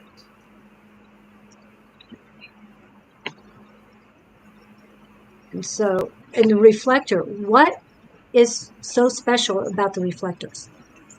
The Because they're only reflectors have every center open or undefined, so none of the centers are colored in. They don't have any defined channels. So they're truly designed to reflect back the quality or state of their environment or their community. Their auras are protective, though. They're sampling, so they kind of go around just like sampling energy everywhere they go. Their environment is very important for them. And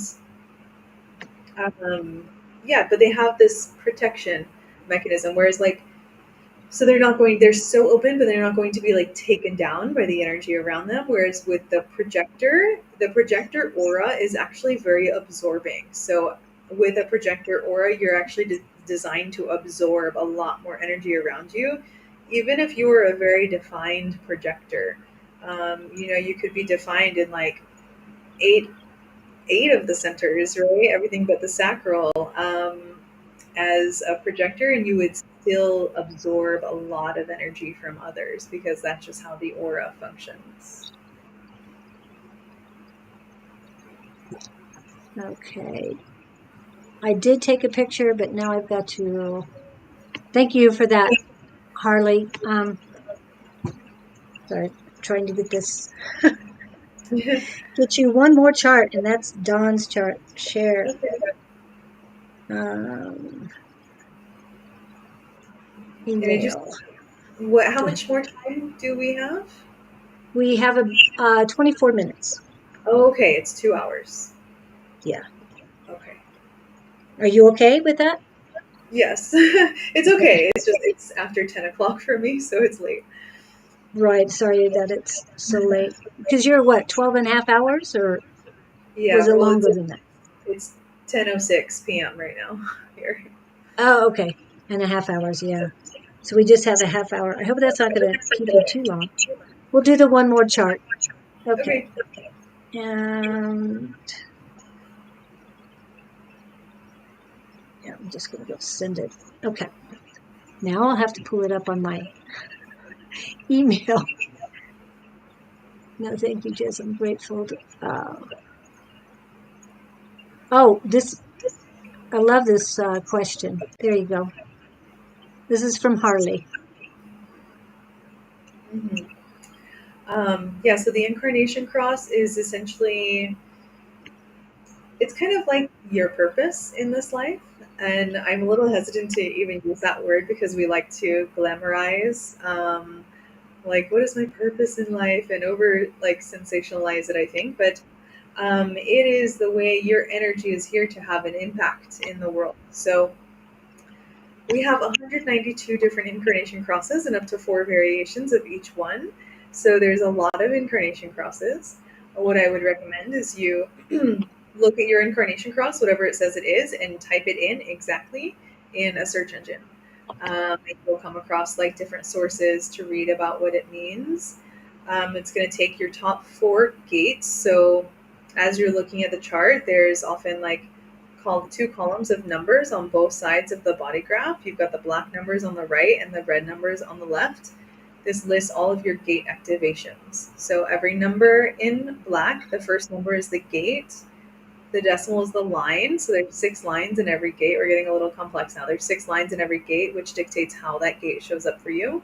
So we're getting into more subtle and finer nuances within the energy field. So every line, like if you're like that first chart that was pulled up was a little more difficult to read because the colors were not standard.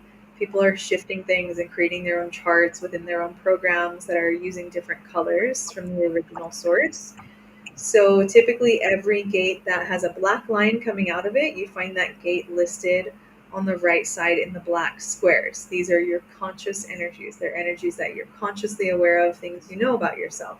On the left side, the red column of squares, this is called the design. These are your unconscious energies. So every line in the body graph, every gate that has a red line coming out of it, you find that gate number listed on the red squares, right? So this also correlates to the astrology. You'll see the planetary symbol for all of the planets.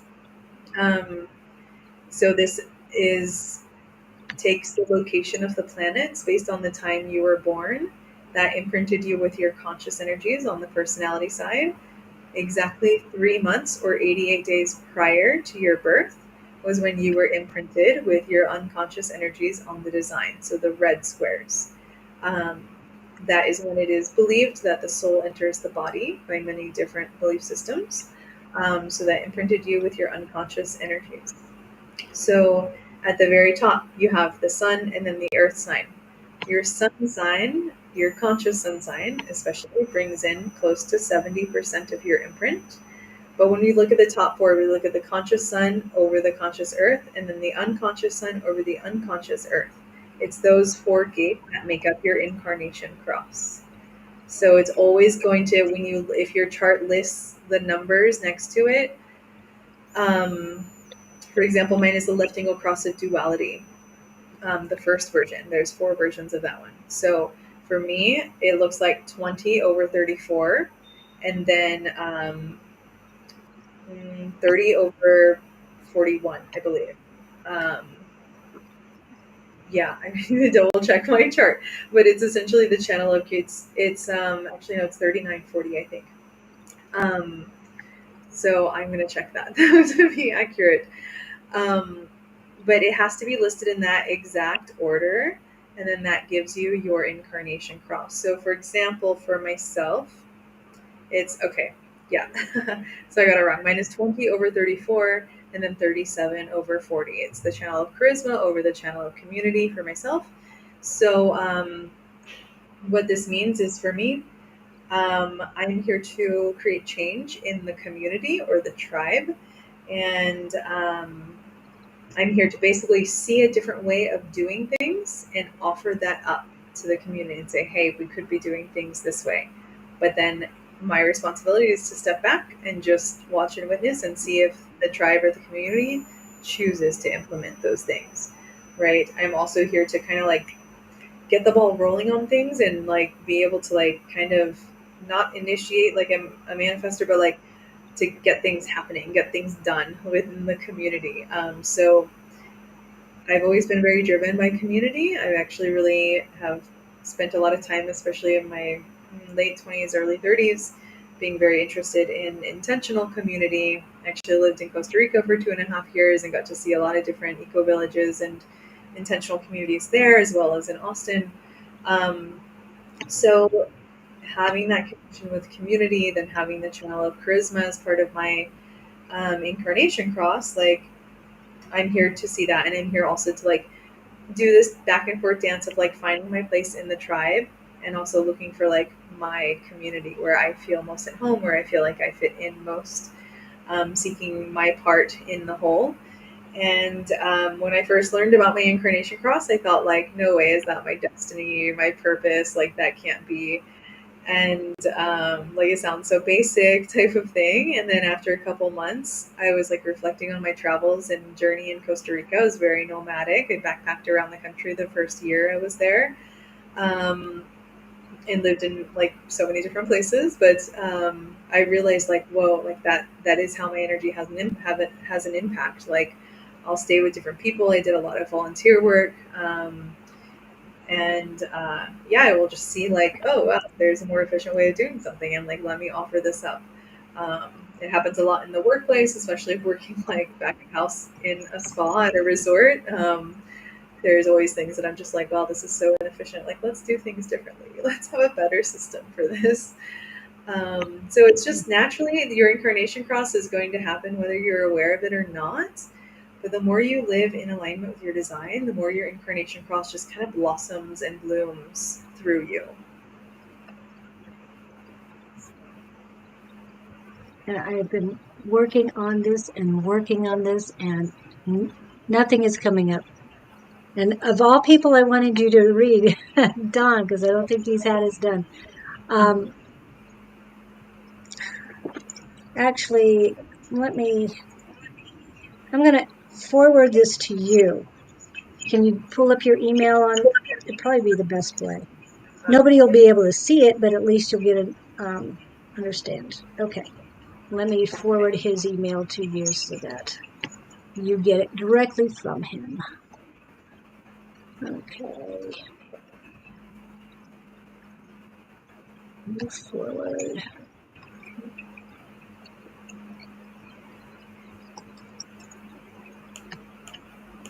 And it's being sent. Okay.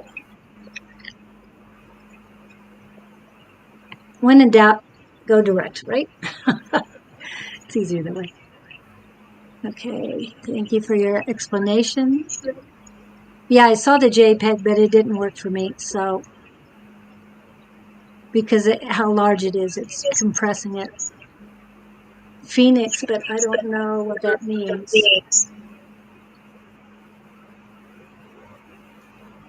What are Okay. you? Oh, go ahead. She was talking about her incarnation cross. So again, I Oh, just recommend that you type in your incarnation cross in a search engine. Type it in exactly verbatim as it says, and then like read about it. So I have Dawn's chart. okay. Let's see. Okay. Okay. So Dawn is a pure generator um, No. with sacral authority. So Um, so for Dawn, you are designed to be like single pointed focus, right? Like you're designed for expertise. You're designed to be an expert in your field. I would be curious as to like, what type of career you've had in your life, um, what you did slash do for work, um, and if that was something that lasted like long term for you. Um, your aura, again, same generator or manifesting generator, the aura is open and enveloping and magnetic. So, again, your strategy is a wait to respond. So, um, you're waiting for some outside stimulus to respond to. And from there, like your authority is sacral. So, your emotional center is open. So, you're truly an emotional empath. Like, you're going to feel the moods, the feelings, the emotions of other people. You might feel it as if they're yours. Um, and when it comes to making your decisions, like that, you're designed for now moment decisions. So when, like, if someone, let's say someone invites you on a camping trip in a couple of weeks, right? The moment that invitation comes in, that's something for you to respond to, right? Your sacral center will either expand and say, that sounds great, let's do it. Or it will contract and be like, nope, that's not right for me. Like, and your responses to yes and no questions like will be pretty much for yes and for no. For the last chart we looked at, because I think it was Kevin had the 2034, the channel of charisma. Sometimes because we're designed to be extra busy because you have that channel, so sometimes those responses can be really so fast that we bypass the sacral response. Like it might look like a yep, okay, nope. Like that could just be so fast, it's faster than and right? But for any like of the sacral beings, so anyone who's a generator or a manifesting generator, I love to recommend like just erasing the words yes and no from your vocabulary and just listening to your natural response. And maybe you notice you already do that a lot. You say like or or just start noticing like how you use like that terminology, because that is literally, that guttural response is your sacral center telling you what you have the energy for and what you don't have the energy for. But in the moment, like your sacral might light up and say, yep, like get me out of here, take me to the forest, let's go on this camping trip. But you're also defined in the head and ajna. The top two centers are defined for you. So likely you're very busy in your head. You think about the future and the past a lot and not so much the present. Um, but you may be more inclined to make the mental decisions. But so maybe the sacral lights up and it's like a clear yes in the moment in the sacral center that you need to go on this camping trip. But then the mind comes in and the conditioning comes in and it's like, oh, but you should do this. You have XYZ responsibilities and bills to pay and all these things and da da da da da. And your mind like talks you out of going. Right. And maybe that weekend rolls around and you're like, doing all the things, the responsible things or whatever that you felt like you should do. But then you get really frustrated. You see like the photos of the friends who went camping and you really wish you would have been there. Like now you're exhausted and feeling burnt out and like you just like felt like you should have been there and should have had that break and that vacation, right?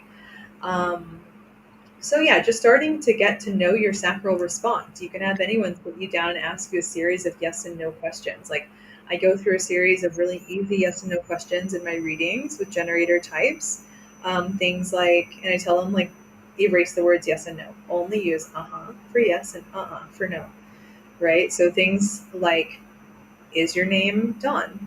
Do you live in California? Are you wearing shoes right now? Are you wearing glasses? Do you have tattoos? Do you have purple hair? Like things that are very easy and basic, right? So because we have to go through a bit of a deconditioning process to like release the mind, right? The mind has to think, oh wait, don't say yes, don't say no, right? But then once we get into a habit, like you'll feel the sacral just responds immediately and you don't have to think. It's like the wisdom of the body, because that's what the authority really is it's the wisdom of the body telling you what's right and wrong for you with any decision you have to make. So it takes time and practice, of course, to like start implementing this. But when you start noticing, like when you're invited to something or something else comes to you for you to like respond to, notice how the sacral center responds. And the more you decide to start following it, the more it's going to teach you. And even if you don't follow it, again, the biggest key is like becoming the neutral witness, just learning to observe and witness. I walk people through a meditation in the beginning of my readings to be able to tap into that state of the neutral witness, so that they understand like stepping into that concept. And I imagine maybe a lot of you already do this, but starting to observe. So maybe you get a sacral yes, but you say no, right? Then sit back and observe and watch how it plays out. Maybe you get a sacral no, but you say yes anyways. Step back and observe. Most likely, like your not self theme is frustration. So most likely, like also if you get a sacral no, but you say yes, or if you decide like, oh, I have something I want to initiate and create from an internal creative flow, um, go initiate it, but then step back and watch. Most likely, if you try to initiate something, it's either going to fail or it will happen, but not the way you want. So it will leave you feeling very frustrated, right? So frustration is a key, and for you to like tune into, to be like, okay, where am I trying to force something? Where did I not listen to my sacral response? Where did I not wait for something to respond to? So where am I not following strategy or authority? Um, So yeah, I guess I'm wondering if there's. Okay, I'll come back to the screen. I had to be on another screen now. So Okay. yeah, if you have any questions from Dawn Well, around. Don is telling you his careers: Oh, engineer, attorney, real estate investor, psychic medium. You can, okay. So he's there's a a lot. Sounds like a Manny Gen. tarot reader. Um, he's on live a lot or twice a week, and he does readings. He does financial tarot readings. He does, yeah, he does a whole lot of things. So yeah, he's extremely busy. I tell him he's about at 24 hats by now. Yeah. uh, So, and does I'm curious, Dawn, like, do you feel like a deep level of satisfaction with any or all of those hats that you wear? we're gonna, Like we're any of the sacral beings, any of the generator types, we're designed to do what we love. We're designed to do what we're passionate about. Right? We have that sacral energy. It's like Energizer Bunny energy. When you do what you love to do, it's like your sacral center turns on and gives you this never-ending well of energy to do that thing. Like I'm designed to multitask. I'm designed to be very busy and to do things very quickly as a managen. But if I had a job sitting at a desk somewhere in a cubicle or something for like 40 hours a week doing one thing, I would be miserable and I would be so drained and depleted of my life force energy, right? But I'm designed to have sustainable access to life force energy, to workforce energy, but if I'm not doing something that lights me up, something that I love, I'm drained, right? So by me, any generator, by when you do what you love, you're using your energy in the most efficient way possible.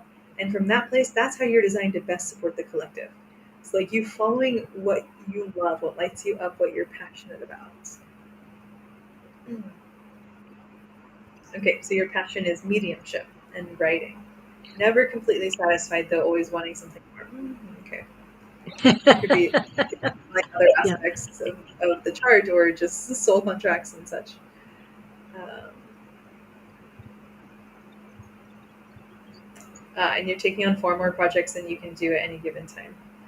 So pay attention to also like how your energy feels. Like if you feel drained doing one of those things, or overall if you feel burnt out. Um, right. So taking time to really just like follow what is your passion, what lights you up the most, and even if it's like a hobby, right? That's not work by you just following your alignment, following what lights up your sacral center, just like with the projectors when they're doing something that's just fun and play, that's for them, right? Not when they're working. So similar thing, just like following your passions, following what lights you up.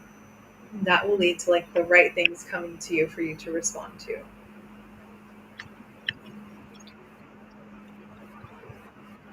I hope that helps all of you. Harley, we didn't get a chance to get to yours. It is 10:25 p.m. Echo's time, and so it's late for her. And you'll probably be up at the crack of dawn tomorrow. I Are don't know. you? I've been Is that what in you quite a normally bit. I don't know. I'm out of bed by like 8 or 9. Usually I wake up around 6 or 7, but it just depends. The energies are like very different here. So do? Oh, good, good, good. Well, I hope this has helped you today too. I mean, you've helped us and brought us a lot of great information. So we really appreciate that. But I hope the energy of the people coming in and chatting with you helped you as well. yeah, beautiful. And yeah, I'd love to like leave my info. I'm not sure if I can add to the chat or not. It's my first time on this platform. Um, Yeah, I'll go ahead and um, I was going to say, if you wanted to put in the private chat what you wanted to say to everybody, okay, I will so copy that, the private chat. Can you see it? Yeah, you're typing. yes. Go ahead and put what you want in that, and then I will copy it and put in the chat so that everybody can see it. Okay, so I'm putting So, my website here.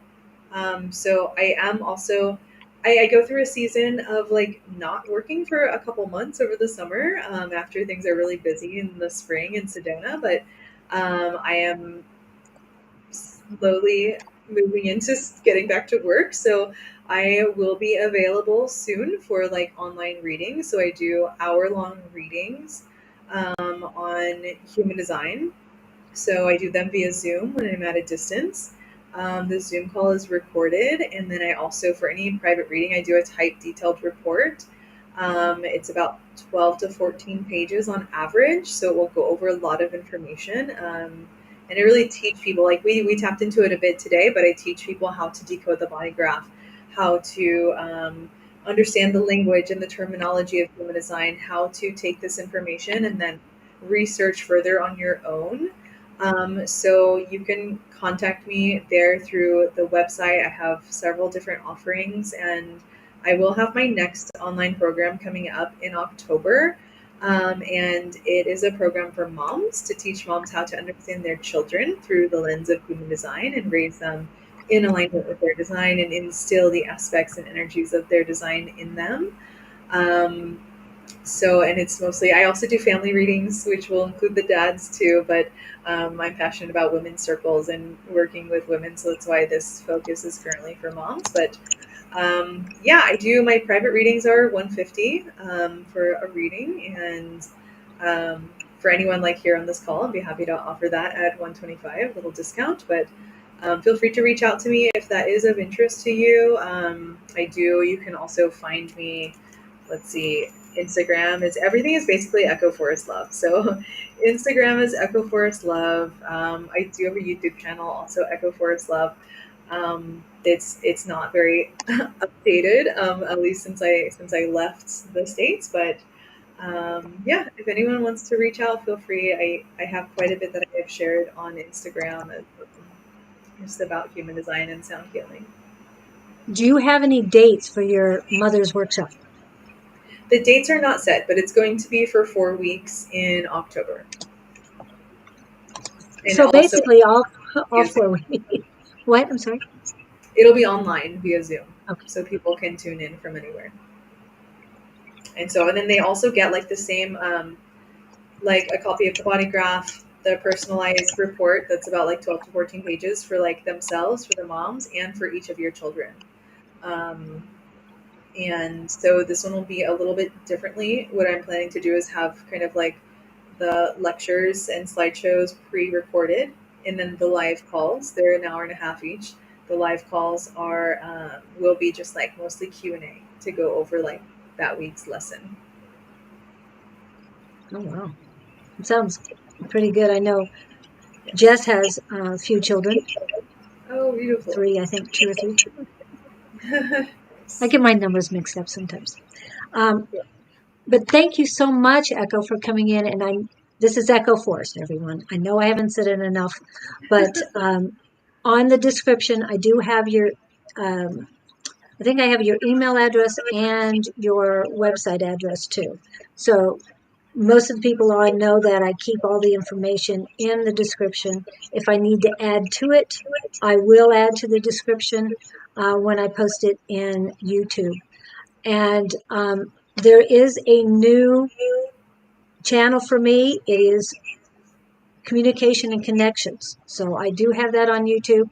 It should be up and running by next time. I did post last week's interview with Tara. I was going to say her whole name, but Tara is on there already, and I will put Echoes on there immediately as well. So if you need anything on that, you can watch it directly on that channel, Communication and Connections. I would really appreciate you guys if you could go there, like, subscribe, and all of that. It would be very helpful to build the numbers up there. I have to have at least 100 to go live, I think, so please help me out. And thank you so much, Echo. I know it's been crazy energy, but like I said, as long as we can send you love and healing for what you're going through, and I know all of us have expressed that for you. So let us know how you're doing. Just every once in a while, we'd love to see you. I know I've connected with you on Facebook, so any updates I'll see. So appreciate you very much. And if you can hold on just a minute, I'll say goodbye to everybody. Please remember that tonight, tomorrow, through Sunday, there should be somebody on if you have any questions or, if you have any questions, want a reading. So thank you so much, everyone, for coming in. Have a great rest of your week. Thank you so Thank you much. so much. Lovely to meet you all. Namaste. And just a second. I'm going to give you this.